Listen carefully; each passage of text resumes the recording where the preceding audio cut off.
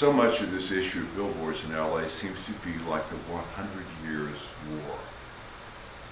And so I know we can't go back 100 years, but let's go back to how and why and what motivated you to get involved in your advocacy against billboards. How did that begin? Okay, well, I wasn't there at the beginning of the whole Billboard Wars, which actually probably got really going in the 80s and picked up steam in the 90s. I got involved in 2006 because of a very specific issue, and that was that the City Council approved this lawsuit settlement with CBS and Clear Channel, allowing them to a bunch of things, but the centerpiece of it was to allow them to convert 840 of their conventional billboards to digital. And in exchange, they had to take down a total, for both companies, a total of 98 billboards. So, yeah, nice ratio, right? And that, the first thing that attracted to me, I was involved in community affairs in my own community, but not specifically billboards. But the thing that really caught my attention was that the city had done this. They'd gone into a closed session with the city attorney and came out, and the clerk read a summary of the settlement, and they voted, and that was it. And I was like, what?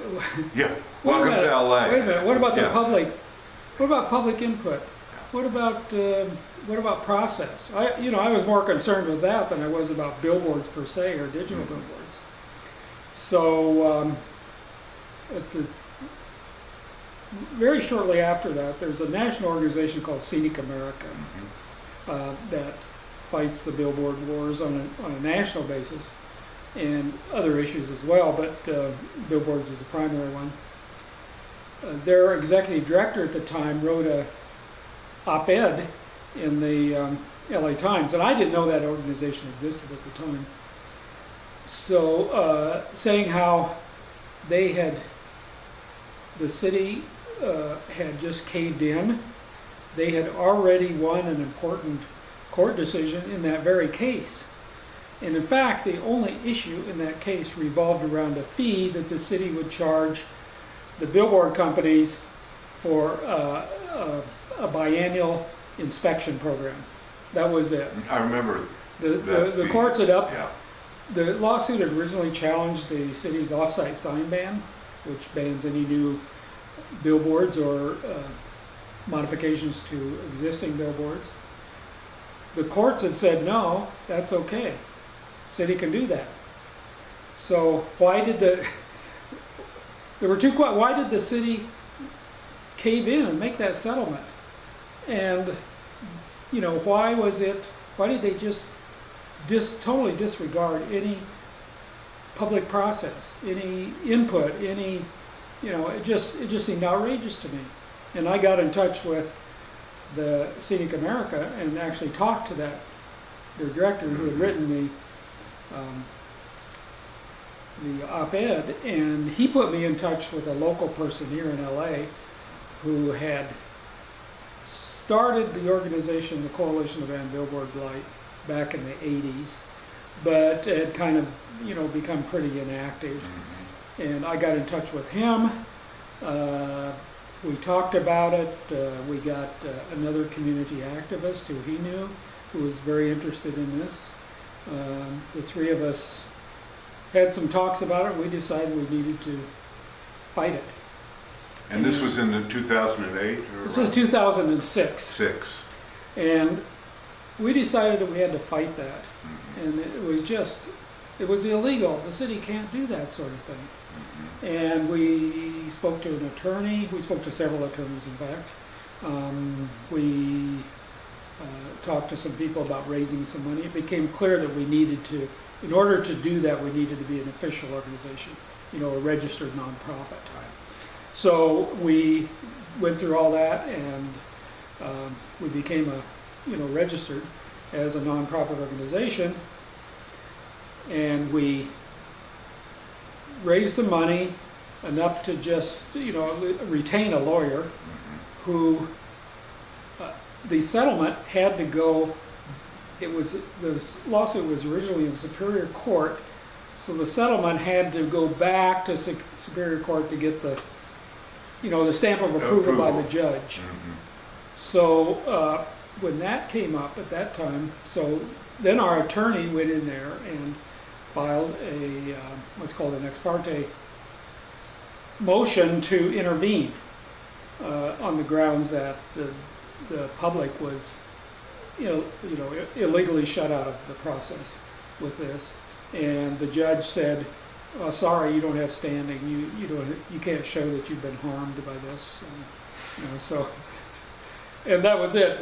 That took our money was gone, and the thing was stamped by the court, and Clear Channel and CBS indeed started right away, started converting digital billboards, or conventional billboards to digital. They started popping up, and people started complaining about them. You know, they would wake up one morning and look out their window, or one evening, and here's this bright big sign out there. I remember noticing them along La Brea, here in the Miracle Mile. Suddenly you'd be going out for an errand, and one day it wouldn't be there, and the next day it was lights on. That was it. That was it, because there was no, they were able to do it by right. They just walked into the building department and put down their permit to convert the digital billboard. The building department approved it, and that was it. So did the outrage from the community when they started seeing these digital signs go up help re-energize your organization that had been drained by this initial battle? Absolutely. That was a critical part of it, and we decided that we weren't getting anywhere with legal, so we needed to shift to public advocacy. And we saw little pockets of this outrage. Let's build on that. Let's get going with that, and develop contacts and start lobbying and all the stuff. Well, they call it grassroots for a reason. Grassroots, yeah. Become a grassroots organization, and seize upon that, that public outrage, and do something. And that's what we did. And meanwhile, you were learning the ropes about how business is done. I've learned a lot. Yeah. I've learned a lot of ropes, by the way. Yeah. And so 9 years later, here we are. We're still at it, and civic activism. Still fighting that. Still kind of, in a sense, we're still fighting the same battle. But civic activism is akin to being kidnapped by Martians. So you think you're going out and just deal with this one specific issue or slay that one dragon, and then it becomes a lifestyle. It is, yeah, it is. It's very consuming, and but to be serious, I think it's important. I mean, now and then I'll run into somebody who's not particularly interested in the issue, and they will say, well,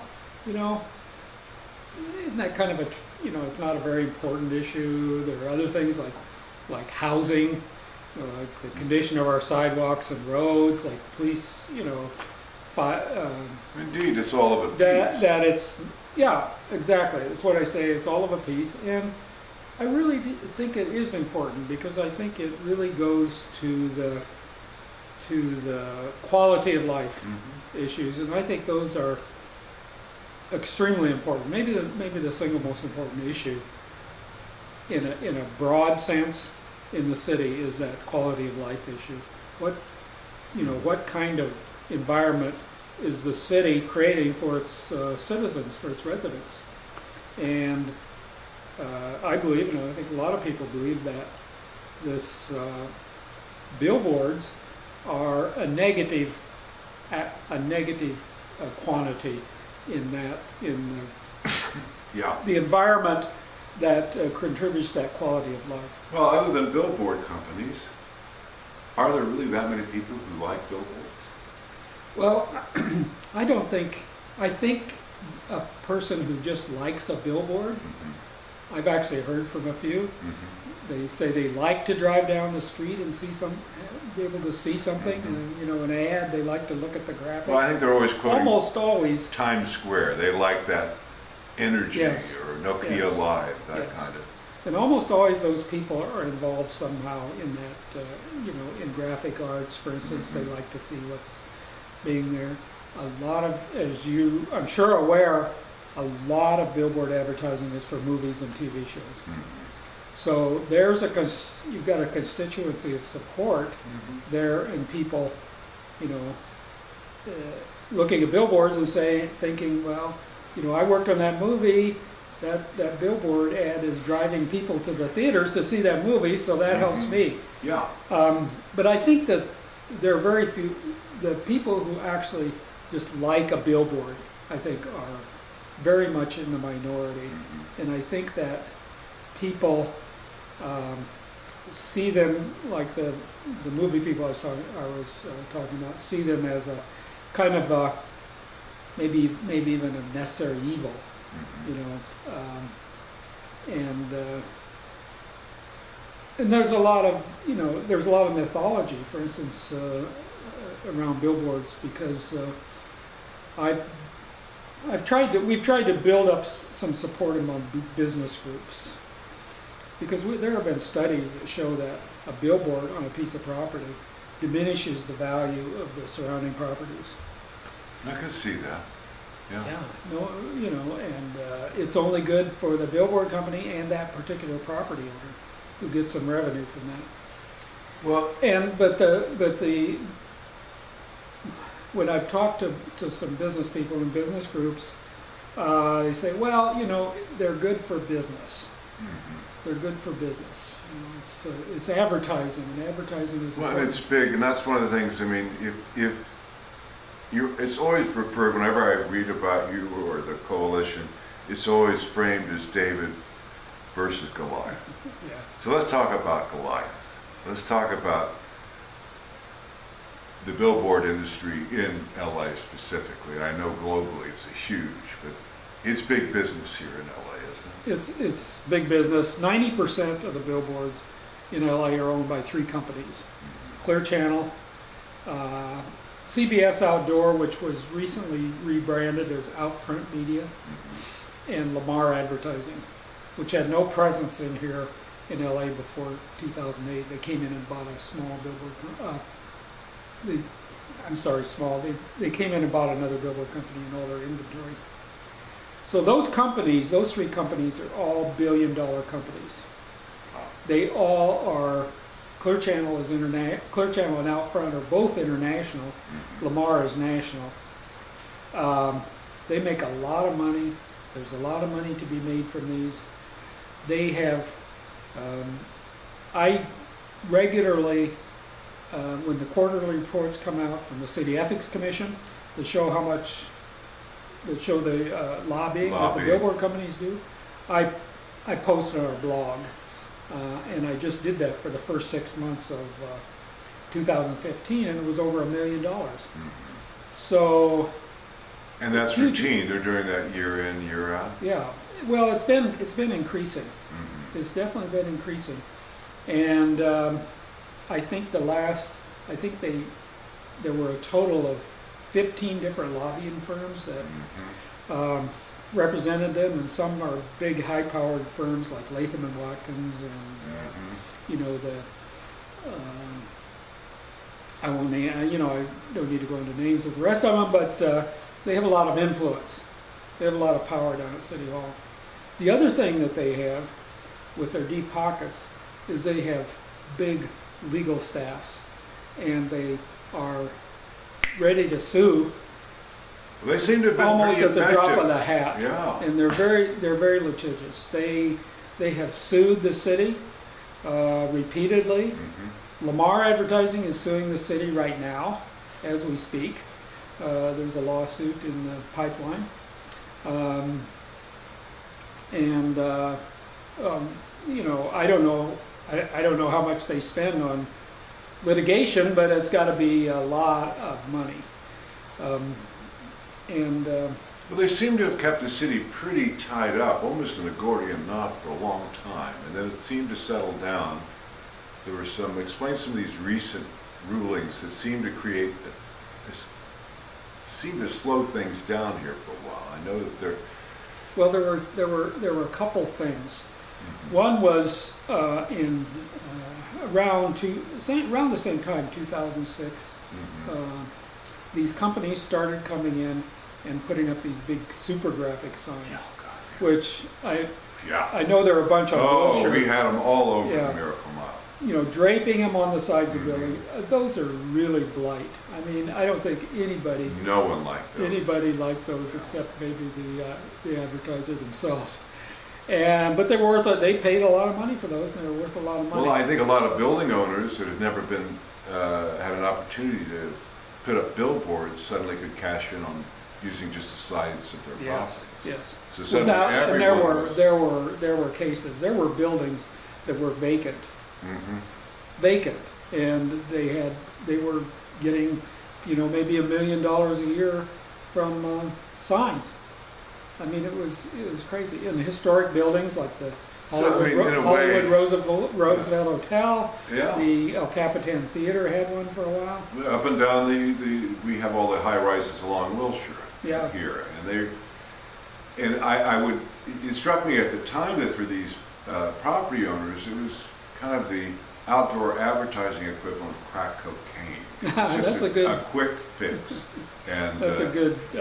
I like that. That's a good one. And I remember the battles to get them to come down. Yeah, it was a big battle. It was a big battle, and it went into the courts because they all sued the city. You know, the city went out and cited them, issued orders to comply, and they all sued the city. There were over a dozen lawsuits from those companies, and some of them were very, you know, kind of fly-by-night companies that just had, you know, maybe one or two people connected with them. And anyway, to make a long story short, that worked its way through the system. The federal court, the federal district court judge, sided with the sign companies, which gave us all cold chills. We thought we were never going to get rid of those things. But the city appealed, and I have to commend a lot of people had problems with Carmen Tutanich, but his office did a great job on when he got those Supergraphics pushing down. Those, you know, really defending against those lawsuits. And those lawsuits were all the major ones. There were really two really major ones. The Ninth Circuit Court of Appeals reversed the district court and said that, you know, they can ban those. The city can ban them. And then they started going down, and the other lawsuits were dismissed. The other lawsuit came about after this, the settlement I was talking about that resulted in all the conventional billboards being converted to digital. And that lawsuit, I mean, we tried to sue, got thrown out of court and didn't have any money, but another billboard company called Summit Media, which actually is a small company, it has about 60 billboards in LA, they sued the city. And basically making a lot of the same arguments, you know, that this was their major argument was this is a violation of public process. You know, this has to go through public hearings, notifications, all that process. You know, it can't just be done through a lawsuit settlement. There's a precedent, you know, court cases that say that, and that worked its way through the system. In '09, that the Superior Court judge here threw it out. He said it was, he called it poison, this lawsuit settlement. Music to your ears. The city was a defendant, but Clear Channel and CBS had jumped in there, and they were really carrying the ball. I mean, I think the city was defending itself just in a purely technical sense. Yeah. Because at that time, you know, with Trutanich and the whole landscape had changed, the city did not want those either. So then that was upheld on appeal, and the judge 2 years ago, in 2013, issued his pull the plug order. Mm-hmm. That's the words he used. You guys, you got to pull the plug on 99 of the billboards. There were 101 put up. There were 2 that had some special circumstances that he didn't apply the order to. That's, you know, we don't need to get into those details. But 99 of them were shut off and continue to be shut off. Interesting, there's an interesting sidelight to that. The company, Summit Media, also asked the judge not only to order them shut off, he asked the judge to order them to be removed entirely on the grounds that they had made these modifications to a not, let me back up a second. In 2002, when the city passed a ban on new billboards, then all the existing billboards became non-conforming uses. Mm-hmm. So their theory, which was backed up with some you know, citations and various things, was that by modifying these, making this major modification, which involved removing the entire billboard structure above the pole that's holding it up and putting on this new thing, was a modification of such extent that they lost their non-conforming rights. Mm-hmm. And they cannot operate that in any fashion anymore. They got to remove it. And the judge said, essentially, you know, I'm not going to make that order. You want to go to the appeals court and see if they will, go ahead, but I'm not going to do it. And that's what they took him up on it. They're in the appeals court now, and in 2 weeks they're going to have oral arguments on that. So that's another interesting sidelight, because it would just be a little interesting tidbit, except for one thing, and that is that the billboard companies, ever since they had to pull the plug, in fact before they had to pull the plug, they were lobbying the city to do something to legalize all those billboards. Yeah. And get them at least, I think they've thrown in the towel on some of them, because they've actually taken the digital part off and put a conventional part back on. But that's a small number of them. Well, I would imagine that per square foot, a digital billboard is worth how much relevant to a conventional billboard? Well, you know, as you might imagine, we can't get any figures out of the billboard companies themselves. Yeah. They're but we've had access, we've gotten access to various things, mm-hmm. and you know, put together some highly educated estimates. Mm-hmm. And it falls somewhere between anywhere from 4 to 8 times. Wow. It depends Same piece of real estate. It depends on various factors, where it is, mm-hmm. because there are higher rates and different, depending on the number of eyeballs. So, in fact, the billboard companies really don't care about conventional billboards anymore. They want digital billboards. Well, those can be changed. They don't have to send a crew out. They don't have to send a crew out. They can just, yeah. Somebody sitting at a computer, mm-hmm. you know, types some stuff on the computer screen, and the new ad goes up. Well, let's just interject here or go off a little tangent here for a second. What are the environmental impacts of a digital? Well, this is one thing that's very, very frustrating to me, because I've raised it repeatedly, and other of our supporters have, that these are big energy hogs. I would imagine.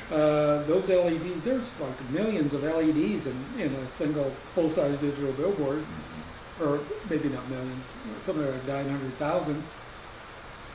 And those use, you know, each LED is pretty energy efficient compared to an incandescent light or something, but all of them together are very, they take a lot of energy.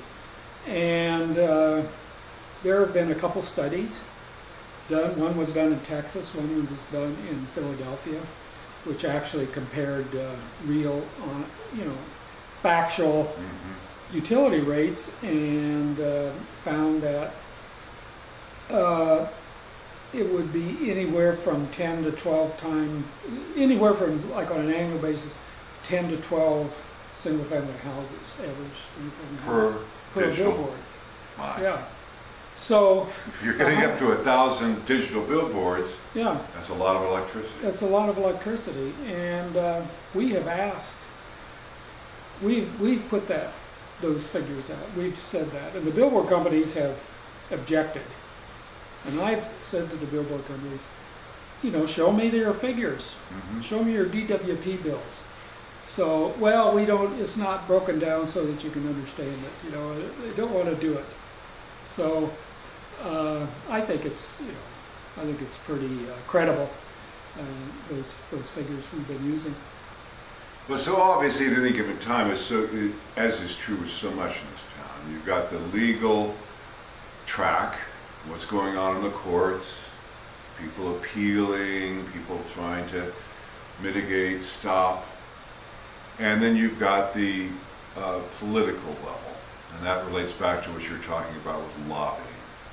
Because one of the things that's always struck me about LA, that much like nature, politics abhors a vacuum. Yes.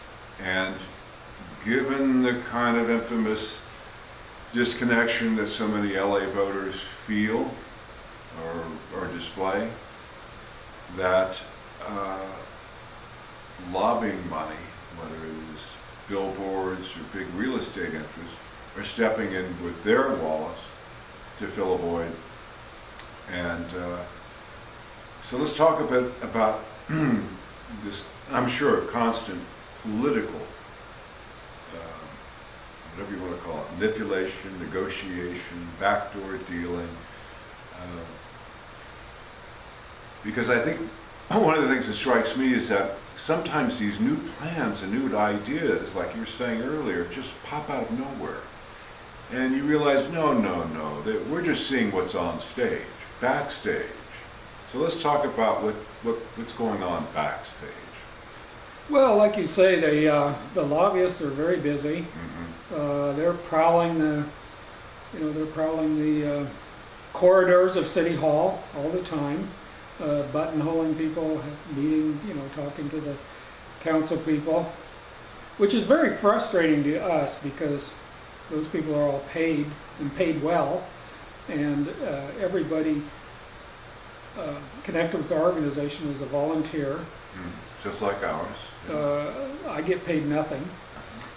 So it really feels like it's really an unlevel playing field.